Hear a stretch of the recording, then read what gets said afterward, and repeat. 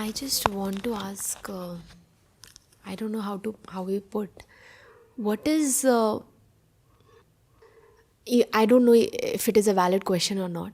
So what is physical cheating and what is mentally cheating? I mean, in a relationship, of course, I'm telling this.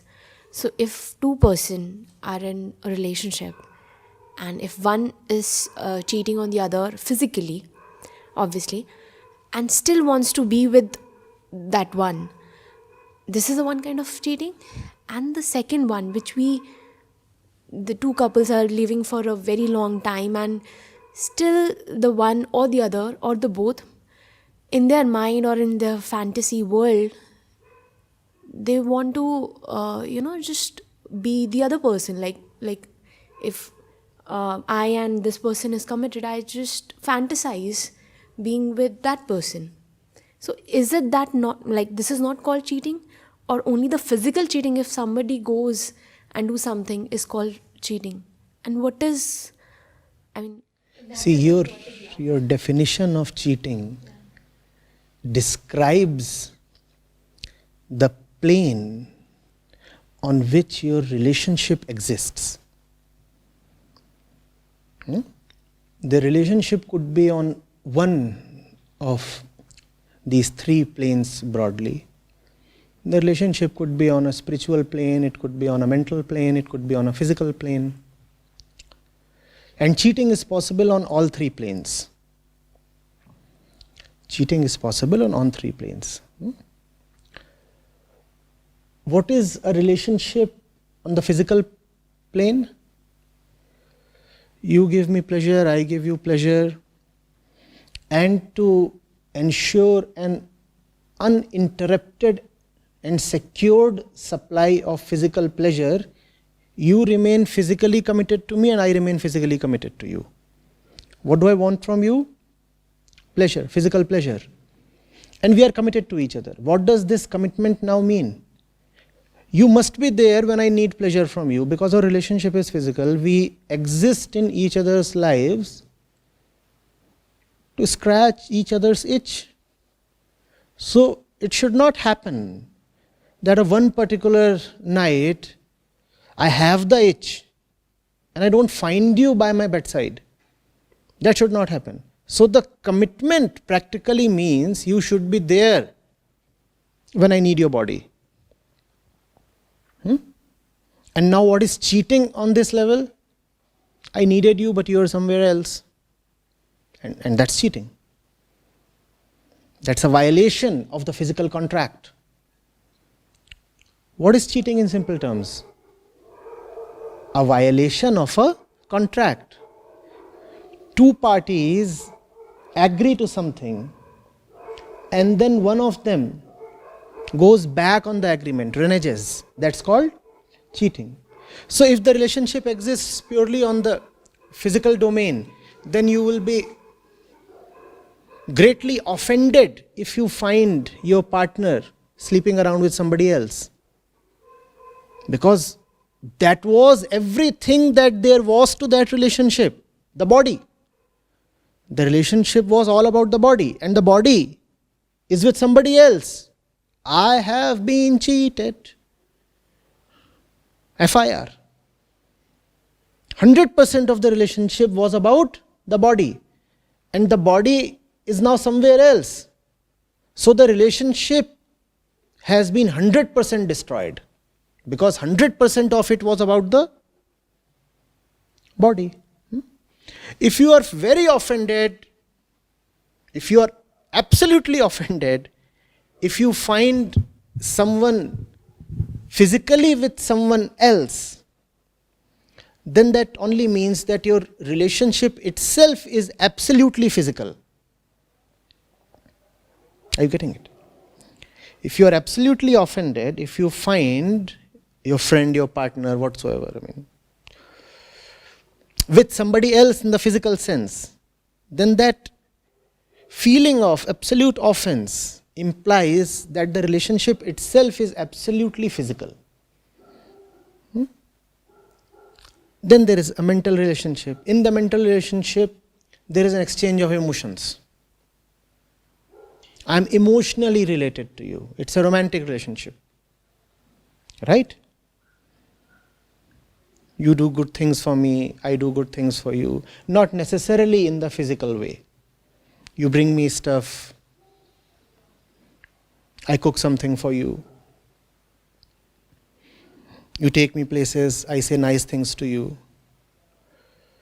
Sometimes you click me in a cool pose. Sometimes I sing a song for you. I mean, that kind of a relationship. Now, in this relationship, what is it to cheat? In this kind of a relationship, what is the agreement all about? You keep doing things that please me mentally. Maybe not so much physically, but surely mentally. So you keep doing things that please me mentally. And I'll keep reciprocating by doing stuff that pleases you mentally. We'll be each other's ego friends. I boost your ego, you please my ego. Now, what is it to cheat in this kind of a relationship? Why did you offend me? I asked you, am I looking fat? And you said yes. Now, this is cheating.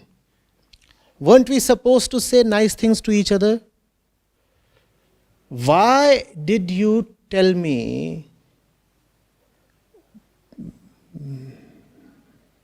that I have no awareness, that I have read nothing, that I don't know how to relate with anybody in the world? You're not supposed to say these things. Neither am I, of course. It's an agreement. So now that's cheating. And where there is cheating, there is anger and violence. So in this kind of an emotional relationship, the moment you say something bad to the other, it's cheating, and you will be met with a lot of aggression. You'll be delivered blows. Why say such things? Why did you not look kindly at me?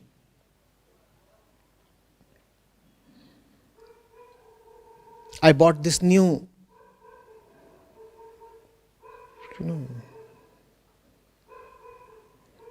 wonder dress, and you ignored me. Cheating. Cheating. And obviously, on this plane, if you find someone going around with someone else, that too is offensive to the ego. So that too is cheating. Right?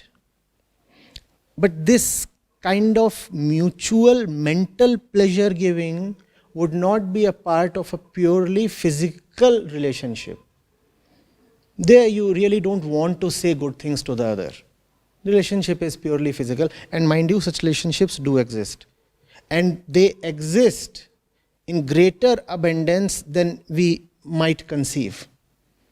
In those relationships, people do not even say good things to each other. They just undress.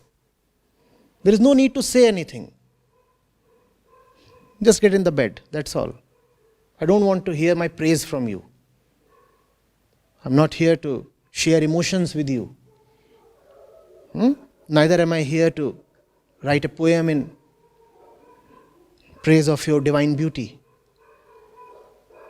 We are here to fuck, and that's it. That's physical relationship. In emotional relationship, before you fuck, you say nice things to each other.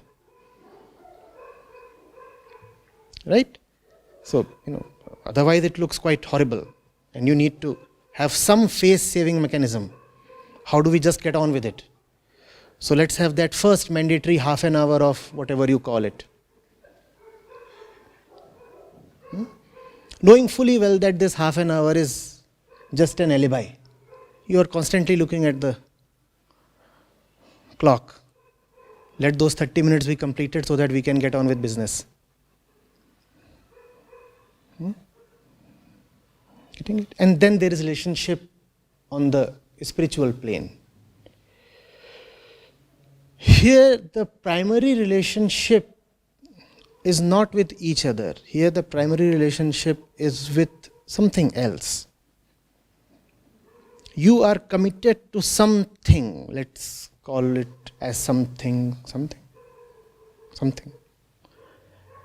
He too is committed to something. And the two of you are together because this togetherness will take you both to that something. This is a spiritual relationship in which two people are together not for the sake of each other, but for the sake of that something. Now, what is cheating?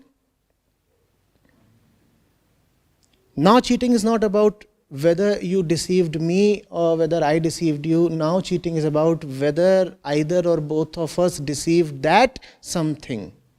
Now, I won't stay with you for a second if I find you not loyal to that something. You do not need to be loyal to me. I neither demand nor deserve your loyalty. But I surely want that you need to be loyal to that something. And if I find you being disloyal to that something, then you have had it.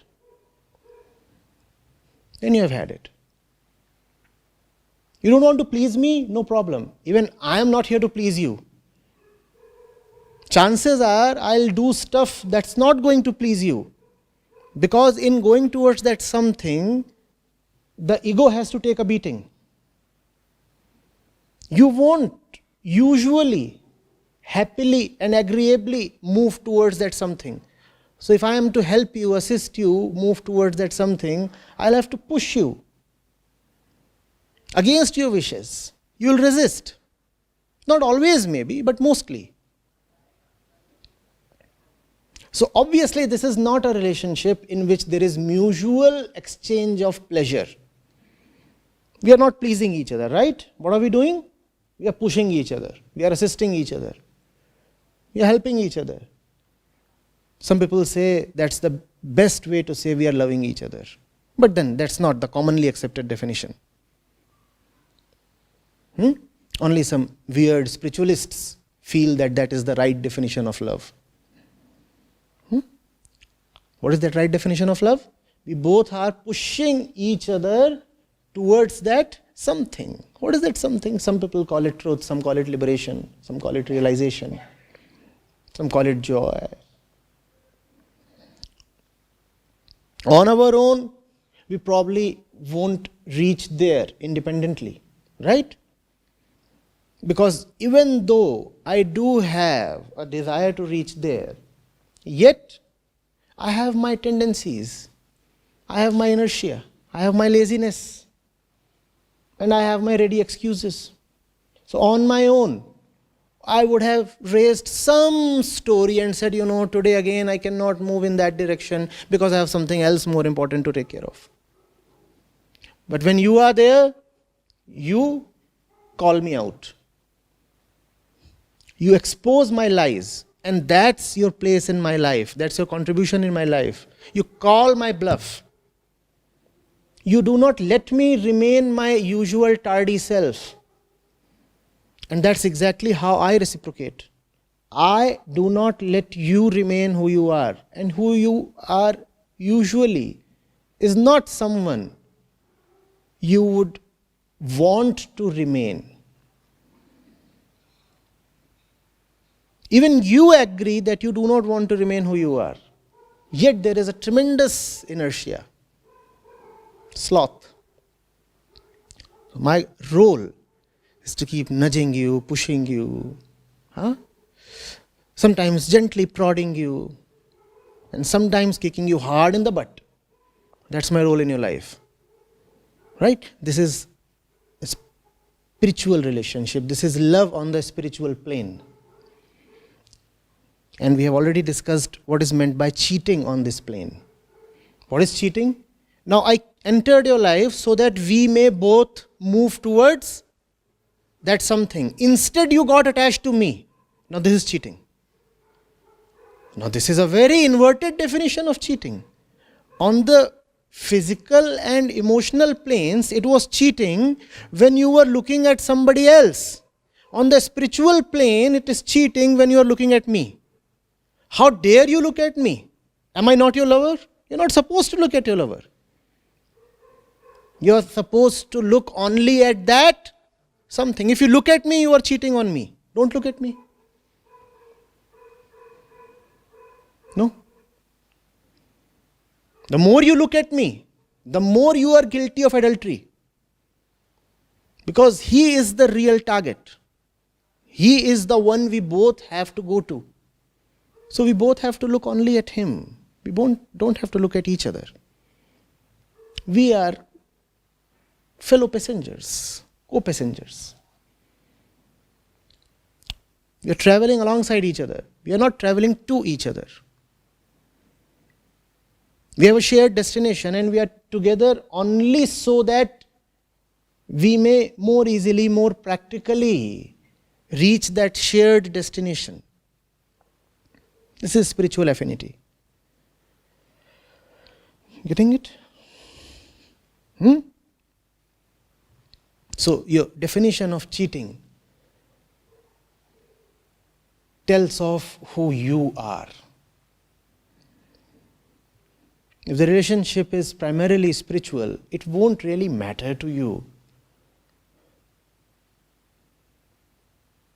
whether you are able to arrest that person's body or not. You will say, your body is not my concern. The body anyway does not ever reach anywhere. It is not the body that wants to reach that something. So do whatever you want to do with your body. I won't object. Not my concern. My bigger concern is something else. And I need to take care of that.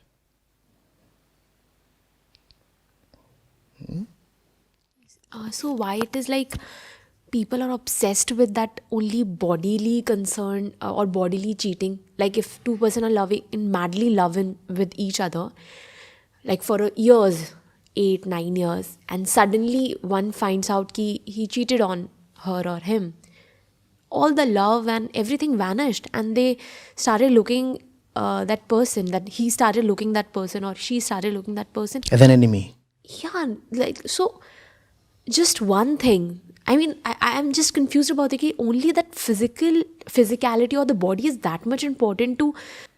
That only shows that for the last 8 years, the relationship was only physical. If for the reason of a physical transgression, the relationship can collapse, then the relationship itself was just physical. What else? Is the conclusion not obvious? You have had a relationship since 8 years.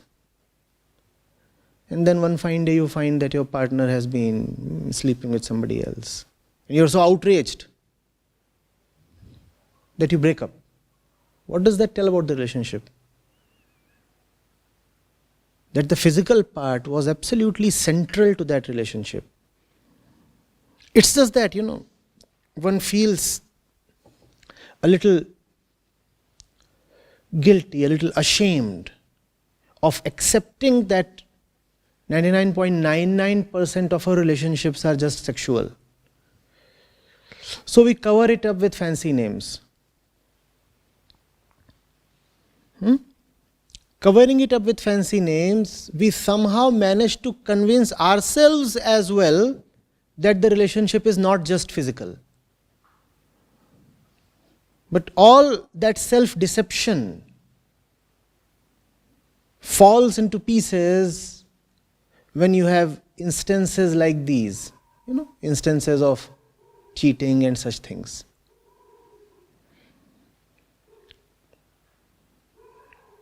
It was just physical. That's how animals relate, don't they? Yeah, we are animals. We are animals. And animals can get extremely violent if they discover their mate being stolen away.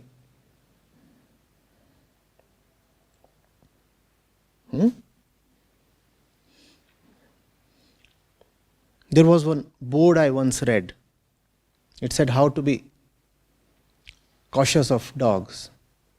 It particularly warned against disturbing dogs onto or three occasions. One, when they are having their food. Second, when they are fighting amongst themselves, when they are angry.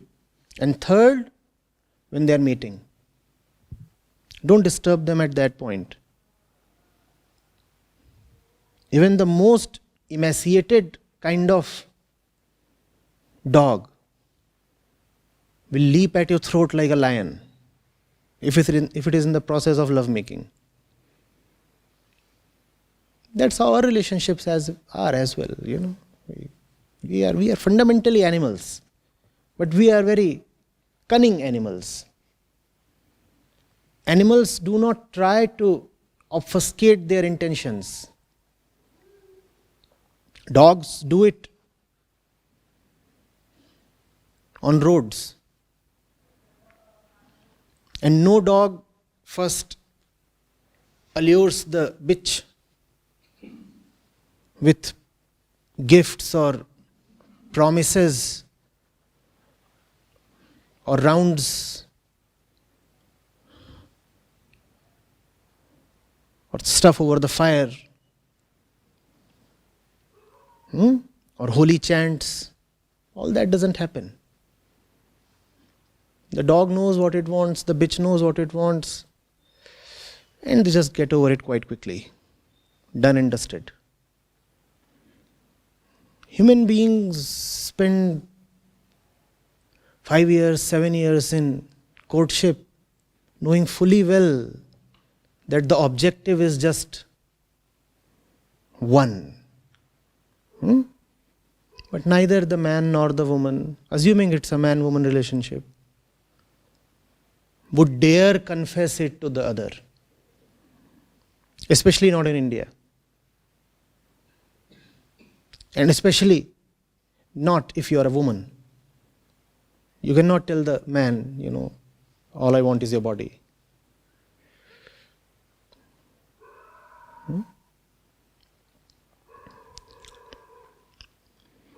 Here is a hint. The man won't be offended. Even if he's an Indian.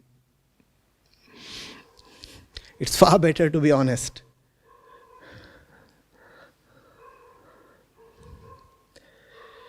Very, very rare are relationships on a higher plane. We have moved out of the jungle, but within we remain animals. And it's been